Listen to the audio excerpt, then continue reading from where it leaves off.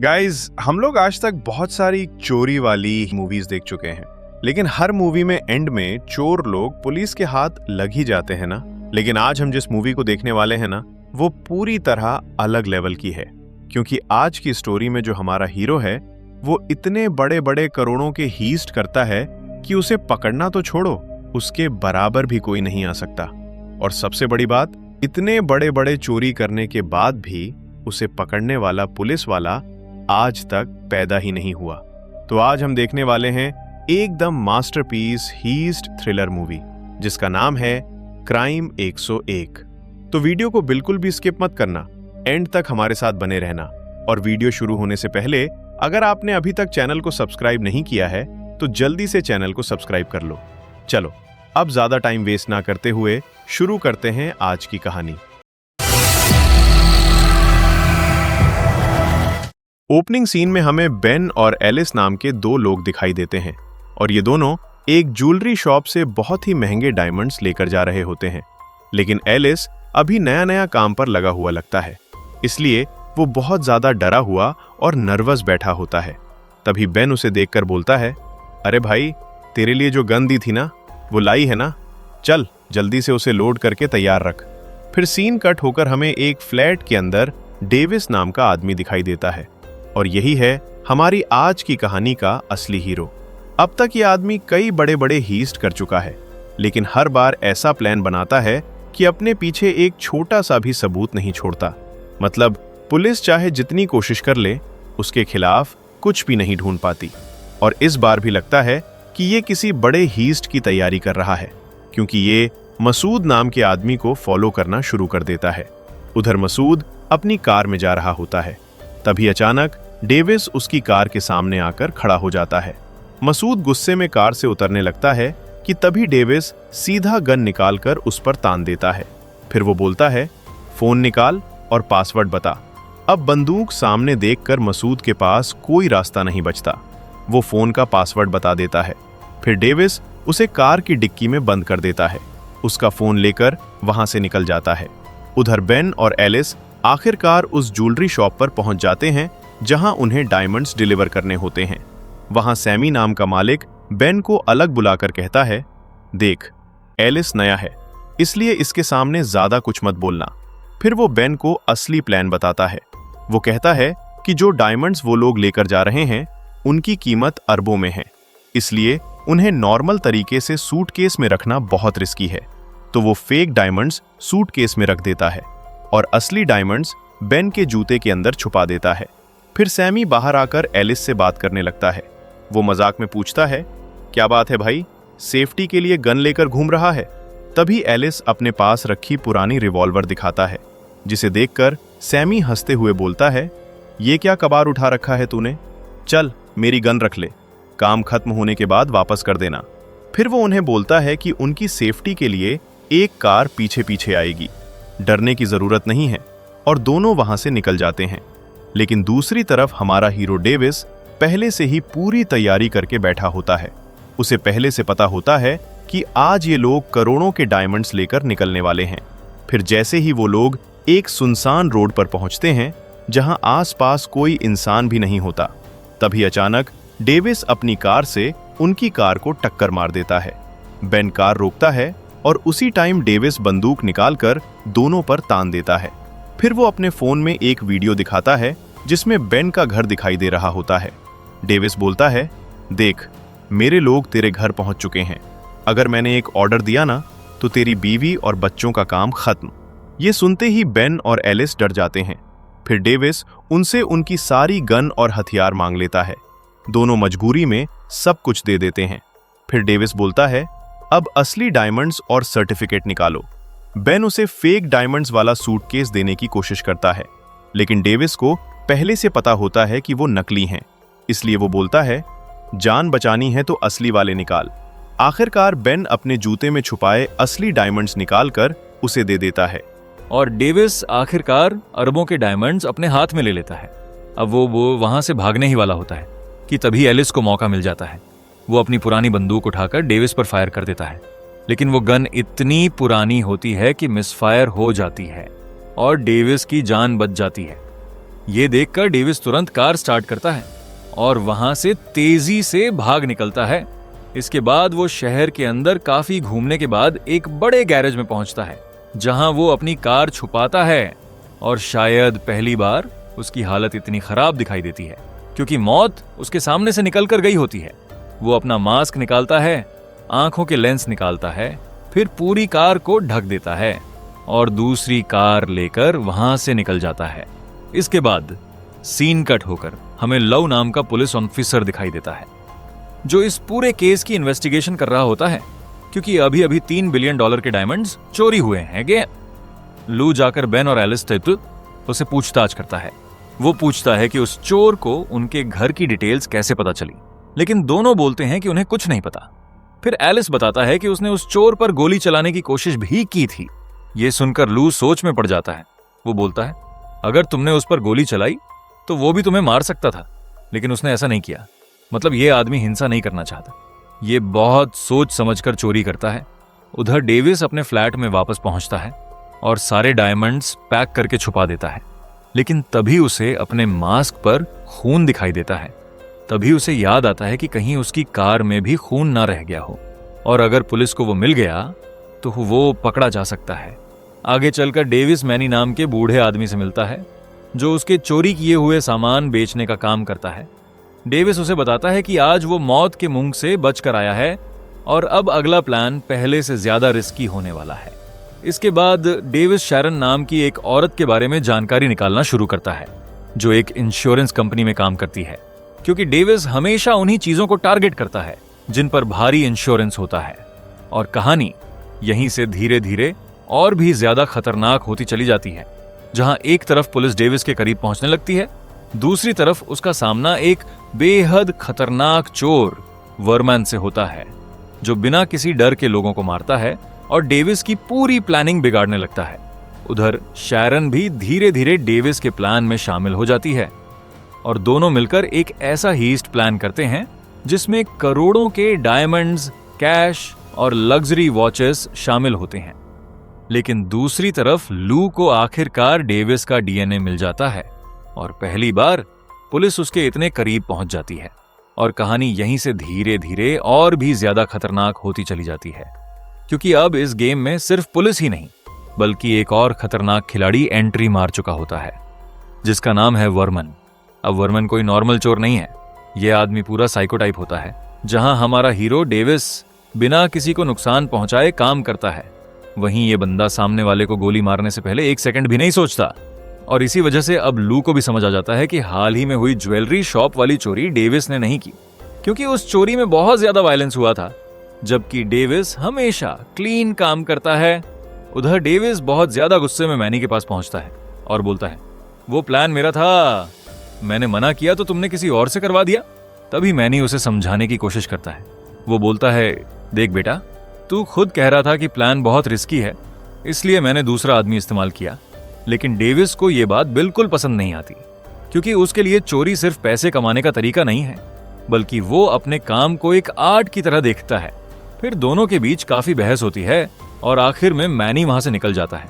इसके बाद मैनी सीधे वर्मन से मिलता है और उसे बोलता है कि डेविस अभी भी सबसे बेस्ट है, इसलिए अगला बड़ा काम वही करेगा, लेकिन उसके बाद जो माल आएगा वो लोग अपने हिसाब से संभाल लेंगे। उधर दूसरी तरफ डेविस उसी हैकर के पास जाता है जिससे वो पहले भी मदद ले चुका होता है और वहां उसे अगली चोरी से जुड़ी कई जरूरी डिटेल्स मिलती हैं, लेकिन उन्हें पता नहीं होता कि वर्मन चुपचाप उन दोनों को फॉलो कर रहा है। इतना ही नहीं, वर्मन मौका देखकर डेविस की कार में ट्रैकर भी लगा देता है ताकि वो हर वक्त उसकी लोकेशन पता कर सके। इसके बाद डेविस वापस अपने घर आता है और शैरन की सारी जानकारी देखना शुरू करता है। उसका डेली रूटीन, वो कहां जाती है, किन लोगों से मिलती है, सब कुछ। फिर अगले दिन सुबह वो नॉर्मल तरीके से शैरन से मिलने पहुंच जाता है। वो उसके पास जाकर उसकी कार की तारीफ करता है। तभी शैरन मजाक में बोलती है, इतनी भी खास नहीं है ये कार। फिर धीरे डेविस बोलता है, ओदिए, मेरे पास कौन सी कार है, ये मेरे मूड पर डिपेंड करता है। ये सुनकर शैरन थोड़ा इंप्रेस हो जाती है। फिर डेविस उसे एक गेम देता है। वो बोलता है, अगर तुम सही सही बता दो कि मैं आज कौन सी कार लेकर आया हूं तो उसकी चाबी तुम्हारी। अब दोनों के बीच हल्की फुल्की मजेदार बातचीत शुरू हो जाती है और धीरे धीरे दोनों एक दूसरे के करीब आने लगते हैं। दूसरी तरफ पुलिस भी अपनी जांच आगे बढ़ा रही होती है। लू को अब पूरा यकीन हो चुका होता है कि हाईवे 101 के आसपास जितनी भी बड़ी चोरी हुई है उन सब के पीछे एक ही आदमी है। इसीलिए वो अपने पूरे स्टाफ को बुलाकर पुराने केस दोबारा खोलने को बोलता है, लेकिन वो सिर्फ उन्हीं केसों पर फोकस करता है जहां बिना किसी हिंसा के साफ सुथरी चोरी हुई थी। फिर सारे केस एक साथ देखकर उसे एक पैटर्न दिखाई देता है। हर चोरी हाईवे 101 के आसपास हुई थी। अब लू को पूरा यकीन हो जाता है कि यह सब एक ही इंसान का काम है, लेकिन बाकी पुलिस ऑफिसर्स उसकी बात को सीरियस नहीं लेते। उन्हें लगता है कि लू ओवरथिंक कर रहा है, जिस वजह से लू काफी फ्रस्ट्रेट हो जाता है और निराश होकर घर लौट आता है। उधर डेविस और माया की दोस्ती अब काफी गहरी हो चुकी होती है। माया उसके घर भी आने लगती है, लेकिन जब वो पहली बार उसके घर आती है तो घर देखकर हैरान रह जाती है, क्योंकि पूरा घर लगभग खाली होता है। ना कोई फैमिली फोटो, ना कोई पेंटिंग, ना कोई पर्सनल चीज। तभी माया पूछती है, तुम ऐसे कैसे रहते हो? तुम्हारी लाइफ में कुछ है भी या नहीं? फिर वो म्यूजिक ऑन करती है और डेविस को डांस के लिए खींच लेती है। शुरुआत में डेविस थोड़ा अनकंफर्टेबल रहता है, लेकिन धीरे धीरे वो भी उस पल को एंजॉय करने लगता है और दोनों के बीच रोमांटिक मोमेंट शुरू हो जाता है। फिर अगले दिन सुबह जब डेविस खिड़की से बाहर देखता है तो उसे एहसास होता है कि कोई उसे फॉलो कर रहा है। वो तुरंत नीचे जाकर अपनी कार चेक करता है और उसे वहां एक ट्रैकर मिल जाता है। अब डेविस समझ जाता है कि कोई बहुत खतरनाक आदमी उसके पीछे पड़ा हुआ है, इसलिए वो तुरंत अपना फ्लैट छोड़ देता है और दूसरी जगह शिफ्ट हो जाता है। उधर पुलिस भी सीसीटीवी फुटेज चेक करते करते आखिरकार उस गैरेज तक पहुंच जाती है जहां डेविस अपनी चोरी वाली कार छुपाता था, और वहीं से पुलिस को उसकी कार में मिला खून भी मिल जाता है, जिसे वो डीएनए टेस्ट के लिए लैब भेज देते हैं। अब पहली बार पुलिस के हाथ इतना बड़ा सबूत लगा होता है। इसके बाद डेविस फिर से शरोन से मिलता है और इस बार वो उससे साफ साफ बोल देता है कि वो उसके बारे में सब जानता है। तभी शैरोन को समझ आ जाता है कि डेविस कोई आम आदमी नहीं है, बल्कि वही चोर है जिसके बारे में पूरी पुलिस डिपार्टमेंट बात कर रही है। शैरोन तुरंत मना कर देती है। वो बोलती है, मैंने जिंदगी भर ईमानदारी से काम किया है, मैं तुम्हारे साथ नहीं जुड़ सकती। लेकिन डेविस उसे समझाने की कोशिश करता है। वो बोलता है, जिन अमीर लोगों को तुम इंश्योरेंस बेचती हो ना, उन्होंने भी अपना पैसा ईमानदारी से नहीं कमाया। लेकिन फिर भी शैरन वहां से चली जाती है। तभी डेविस को पता चलता है कि वरमैन फिर से उसका पीछा कर रहा है और यहीं से शुरू होता है एक जबरदस्त कार चेज सीन।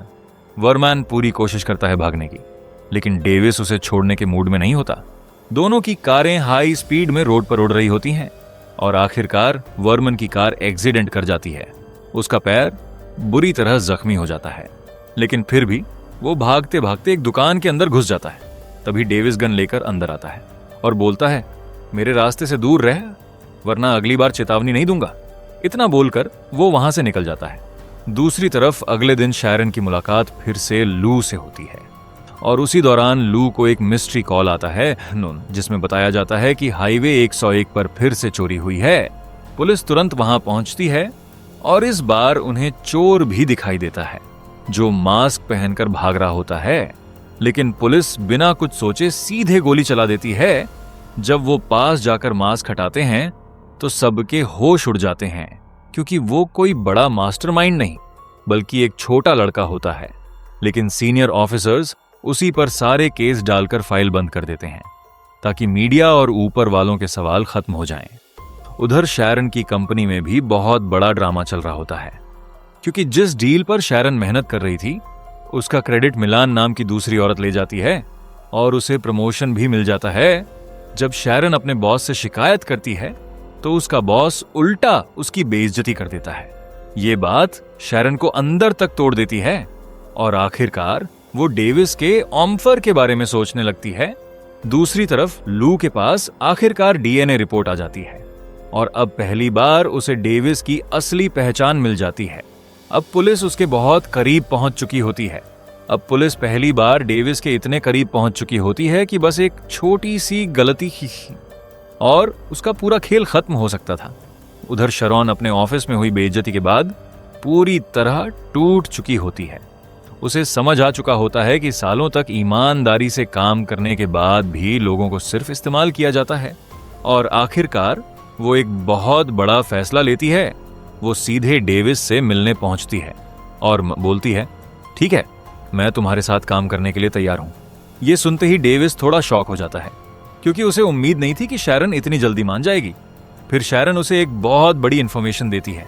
वो बताती है कि उनकी कंपनी ने हाल ही में एक बहुत बड़े अमीर आदमी की शादी के लिए करोड़ों के डायमंड्स, लग्जरी वॉचेस और ज्वेलरी का इंश्योरेंस किया है।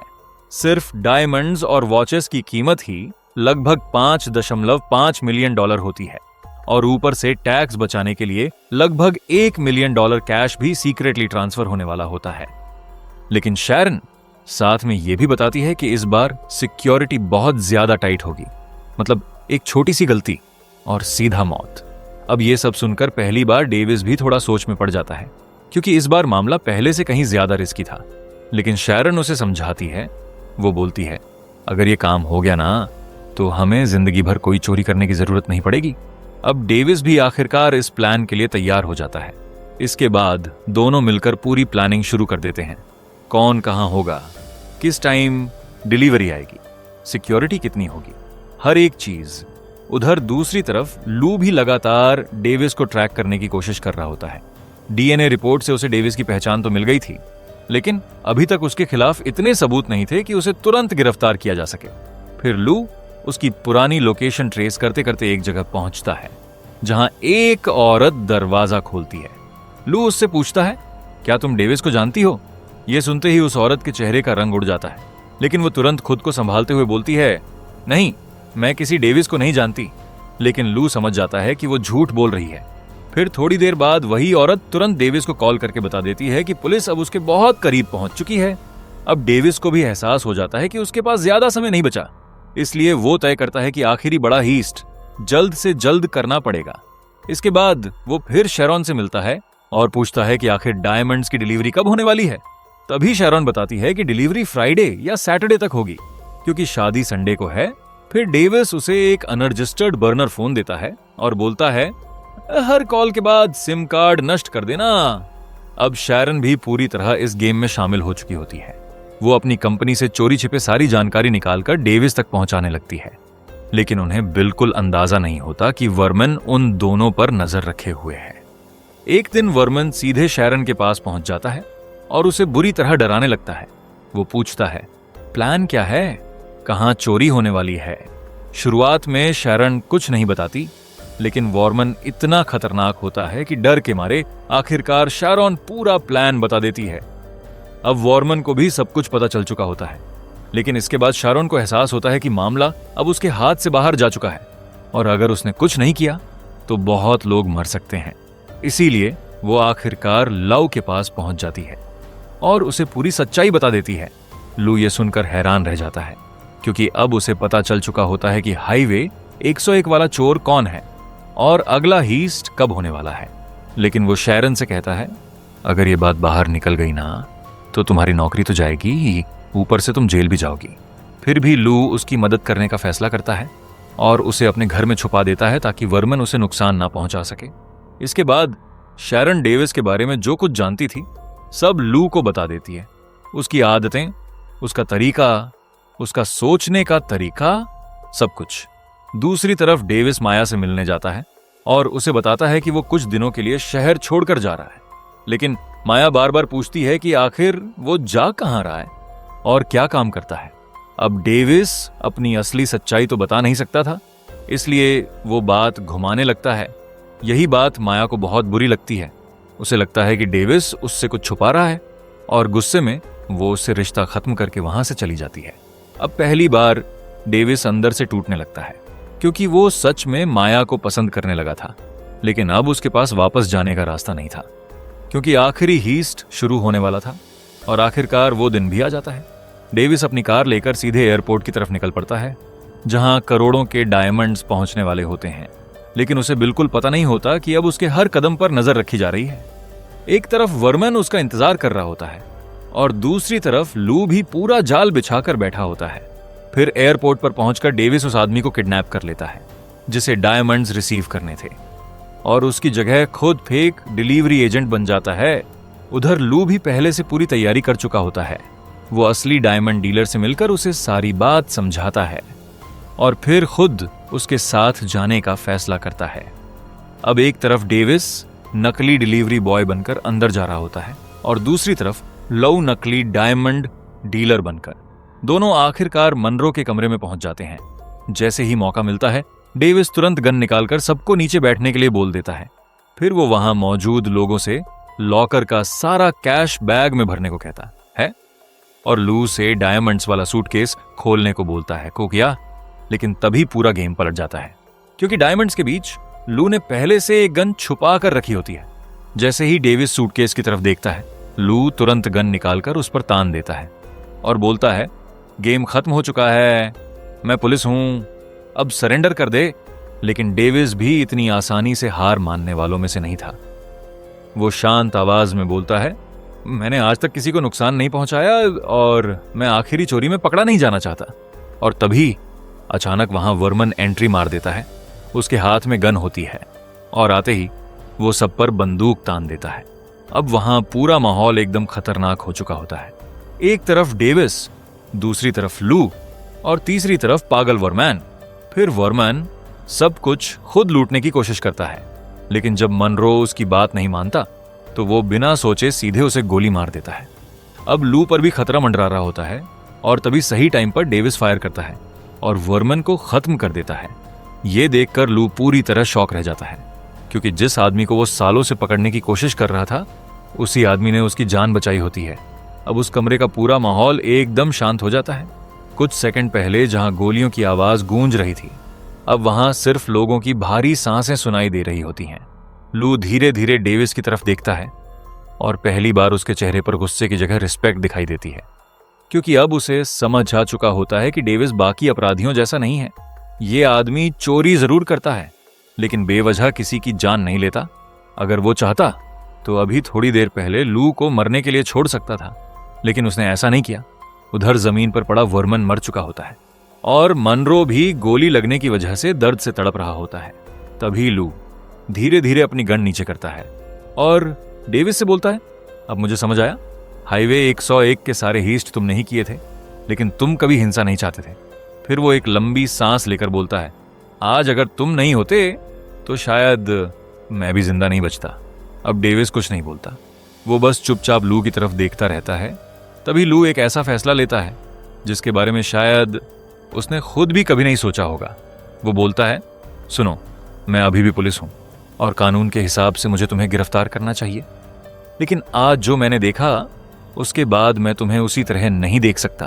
फिर वो धीरे से पीछे हटता है और बोलता है, जो सामान लेकर जाना है लेकर निकल जाओ, बाकी मैं संभाल लूंगा। ये सुनकर डेविस भी कुछ सेकंड के लिए शॉक हो जाता है, क्योंकि उसे उम्मीद नहीं थी कि एक पुलिस ऑफिसर उसे खुद भागने देगा। लेकिन लू अब अपना फैसला ले चुका होता है। फिर वो मनरो के पास जाता है और उसे गुस्से में बोलता है, अगर तुमने सबके सामने सच नहीं बोला ना, तो मैं तुम्हारे सारे काले धंधे दुनिया के सामने खोल दूंगा। लू को पहले से पता चल चुका होता है कि मनरो सिर्फ दिखावे का अमीर आदमी नहीं था, बल्कि उसने टैक्स चोरी, ब्लैक मनी और कई गैर कानूनी काम करके अपनी दौलत बनाई थी। अब पहली बार मनरो भी डर जाता है। उधर डेविस तेजी से सारे डायमंड्स और कैश इकट्ठा करना शुरू कर देता है। वो वही सामान उठाता है जिसके लिए उसने इतनी बड़ी रिस्क ली थी। फिर लू अपने पुलिस स्टाफ को कॉल करता है और झूठी कहानी सुनाता है। वो बोलता है, एक खतरनाक चोर यहां आया था, मैंने उसे रोकने की कोशिश की, फायरिंग हुई और आखिरकार मैंने उसे मार गिराया। असल में वो इशारा वर्मन की तरफ कर रहा होता है ताकि पूरा केस उसी पर बंद हो जाए। अब डेविस को वहां से निकलने का पूरा मौका मिल चुका होता है और आखिरकार इतने सालों के बाद वो अपनी सबसे बड़ी चोरी सफलतापूर्वक पूरी कर लेता है। इसके बाद सीन कट होकर हमें शारोन दिखाई देती है और डेविस उससे किया हुआ वादा नहीं भूलता। वो उसके हिस्से का पैसा उसे पहुंचा देता है। और यहीं हमें पहली बार एहसास होता है कि डेविस सिर्फ एक मास्टर चोर नहीं था, उसके अंदर एक अकेला इंसान भी छुपा हुआ था जो शायद पहली बार किसी से सच में जुड़ने लगा था। तो बस इसी के साथ हमारी आज की कहानी यहीं खत्म होती है। अगर आपको ये मूवी और इसकी स्टोरी पसंद आई हो तो वीडियो को लाइक जरूर करना और चैनल पर नए हो तो सब्सक्राइब भी कर लेना। फिर मिलेंगे ऐसी ही एक और जबरदस्त मूवी एक्सप्लेन वीडियो के साथ। तब तक अपना ध्यान रखना। Thanks for watching guys and take care of yourself.